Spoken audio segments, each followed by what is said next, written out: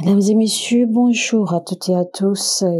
Soyez les bienvenus sur un nouvel épisode. Aujourd'hui, nous allons recevoir le prophète Lovy Elias pour avoir quelques conseils pratiques, conseils très très importants pour les jeunes filles et les jeunes femmes qui ne sont pas encore mariées. Les femmes célibataires et les jeunes filles ne sont pas supposées, d'accord, avoir les mêmes relations ou avoir les mêmes pratiques que les femmes qui sont mariées au foyer. Alors, premièrement, vous n'êtes pas marié, cessez de vous comporter comme si vous étiez la femme de quelqu'un. Votre copain ou votre petit ami ou votre fiancé n'a pas le droit de jouir des droits, d'accord, et des bénéfices ou des avantages d'un homme marié alors qu'il n'est pas encore marié à vous. C'est une très très grave erreur que les femmes commettent. Certaines femmes font même beaucoup plus que nécessaire. Certaines femmes célibataires investissent beaucoup plus que nécessaire dans leur relation alors qu'elles ne sont pas encore mariées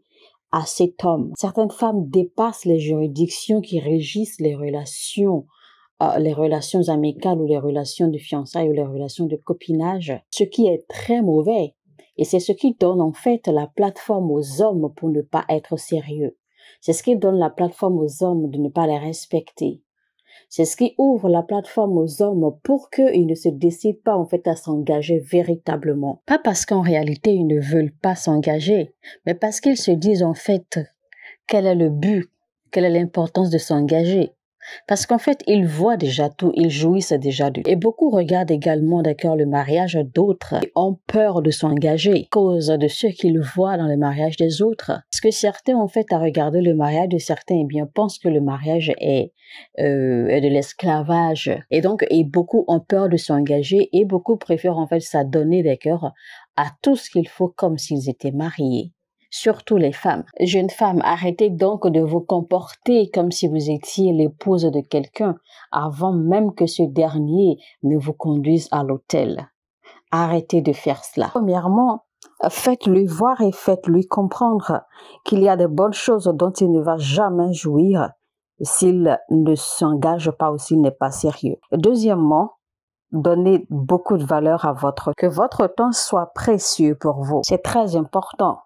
Vous n'avez pas besoin ou vous n'avez pas d'accord besoin d'être tout le temps disponible pour lui. Si vous vous rendez beaucoup trop disponible, eh bien, il ne vous accordera pas de la valeur. Vous savez, les personnes qui sont vraiment occupées ne gaspillent pas le temps.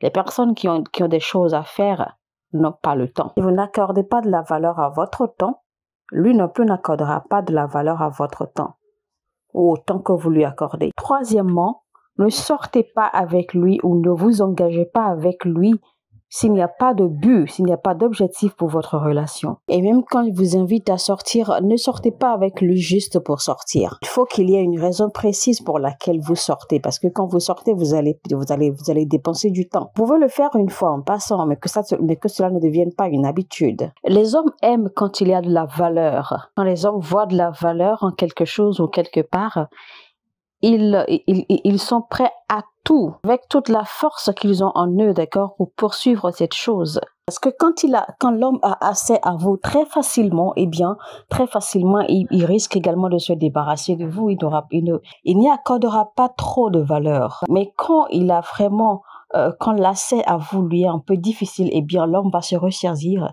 l'homme va se respecter. Faites-lui comprendre que s'il est juste de passage, eh bien, que cela ne marchera pas, parce que vous n'avez pas l'intention de perdre votre temps avec un passager.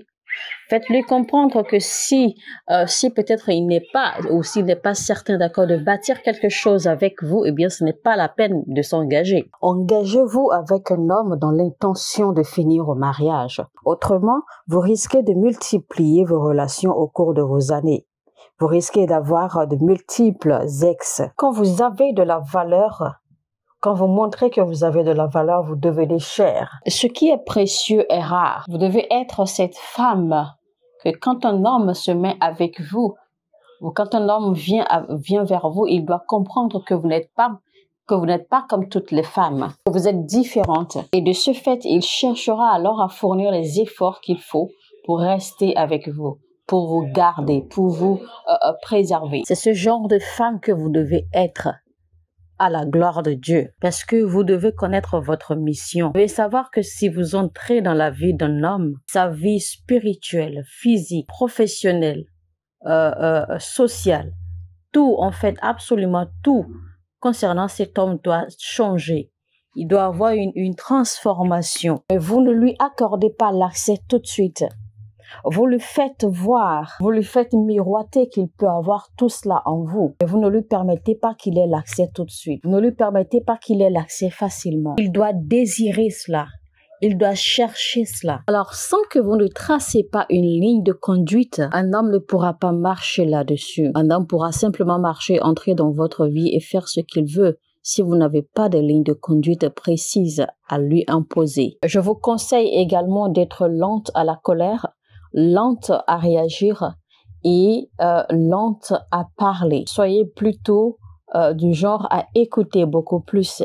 Parce que la sagesse vient en écoutant, la sagesse ne vient pas quand vous parlez beaucoup. Alors, apprenez à bien vous arranger, apprenez à bien vous comporter, comme on le dit, non seulement physiquement, mais aussi à l'interne.